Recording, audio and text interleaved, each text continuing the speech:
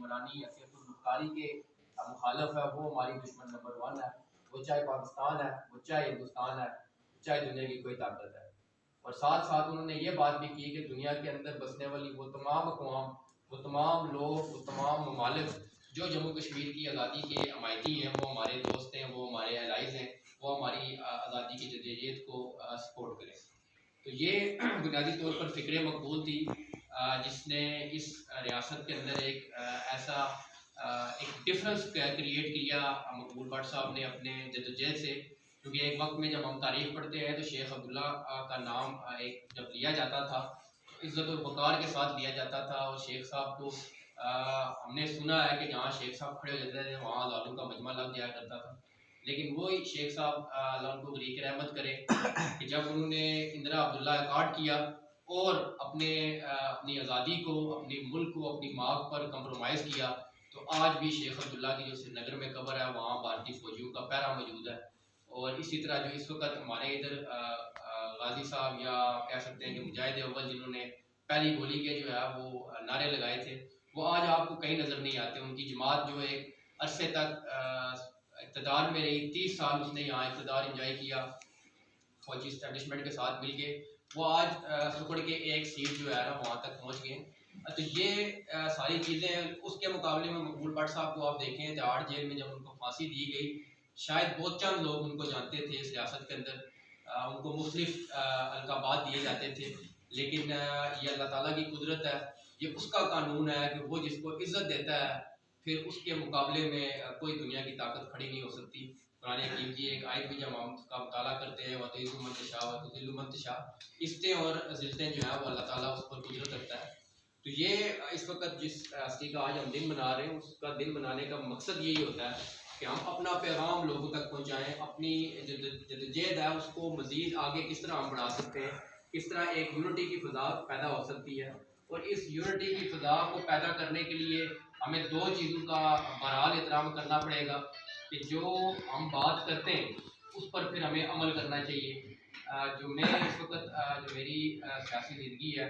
ایک سیاسی ورکر کی حیثیت سے میں سمجھتا ہوں کہ ہم جو بکھرے ہوئے ہیں یا ہمارے درمیان جو سازشی عناصر جو درمیان میں ہمیشہ موجود ہوتے ہیں، ان کی ایک تو یہ کوشش ہوتی ہے کہ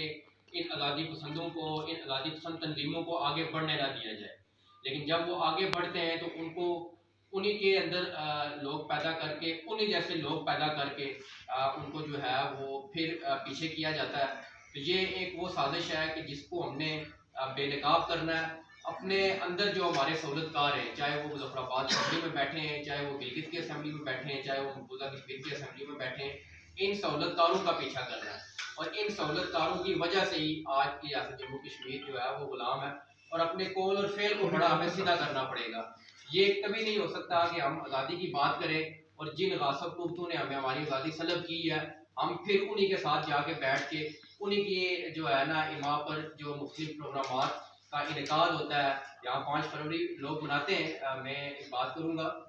گزارش یہ ہے کہ ہمارا 5 فروری کے ساتھ کبھی کوئی تعلق نہیں رہا، کبھی ہم نے 5 فروری کو ریاست جموں کشمیر کی تاریخ میں 5 فروری کے اندر کوئی سیاسی، اخلاقی یا اس کی قانونی حیثیت موجود نہیں ہے، لیکن یہاں ہم نے دیکھا پاکستان سے آتے ہیں ملا حضرات، یہاں پر آ کے یکجہتیاں مناتے ہیں۔ اور بھائی اگر آپ نے یکجہتیاں منانی ہے، بلوچستان کی عوام کے لوگوں کے ساتھ آپ یکجہتیاں منائیں، آپ سندھ کے لوگوں کے ساتھ یکجہتیاں منائیں جن کے آپ نے 18 19 سال کے لوگوں کو ذبح کر کے چھتوں سے نیچے پھینکا، اس جو وہ لڑکی تھی، وہ خاتون چاڑیو جو پچھلے 2 سال سے ننگے پاؤں اپنے والد اور اپنے چچے کے لیے انصاف مانگ رہی ہے، اس کے ساتھ یکجہتی منائیں۔ آپ نے خیبر پختونخوا کے اندر اپنے لوگوں پر جس طرح کا ظلم کیا، دنیا کی کوئی تاریخ ایسی موجود نہیں ہے کہ اپنے لوگوں پر ٹینکوں کے ساتھ، F-16 کے ساتھ اور گن شپ ہیلی کاپٹرز کے ساتھ آپ نے بمباریاں کی اور پوری ایک جو قوم ہے اس کو آپ نے نست و نابود کیا۔ آج وہ لوگ کراچی میں بیٹھے ہیں اپنے وزیر کی جو ہے نا اپنے منسٹر کے لیے، اپنے MNA کے لیے جس کو انہوں نے منتخب کیا، اس کی جو ہے وہ رہائی کے لیے مطالبہ کر رہے ہیں۔ تو یہ بنیادی طور پر اس کے پیچھے بیٹھا ہوا اصل ہم پھنس جاتے ہیں ہمیشہ بات کرتے کرتے، ہمیں اب پھنسنا نہیں پڑے گا، ہمیں کھل کے بات کرنی پڑے گی، سیدھی بات کرنی پڑے گی، قبضے کو قبضہ کہنا پڑے گا، اور جن فوجوں نے قبضہ کیا ہوا ان فوجوں کا نام لے کے ہندوستان کی فوج کو کہنا پڑے گا اور پاکستان کی فوج کو کہنا پڑے گا بھائی اپنا بوریا بسترا یہاں سے گول کرو اور یہاں سے فوری طور پر اپنا انخلا کرو. ہمارے پاس اب قراردادوں والا معاملہ ختم ہو گیا ہے. ہمارے پاس اب کوئی ہمیں آ کے کوئی بات نہیں بتائے گا. ان 74 سالوں سے یہ تحریک جس طرح پہنچی ہے، اب اس تحریک کو ہمیں جو اصل اس کی جو ضرورت تھی اس کے مطابق چلانا پڑے گا، اور قبضے کو قبضہ کہنا پڑے گا،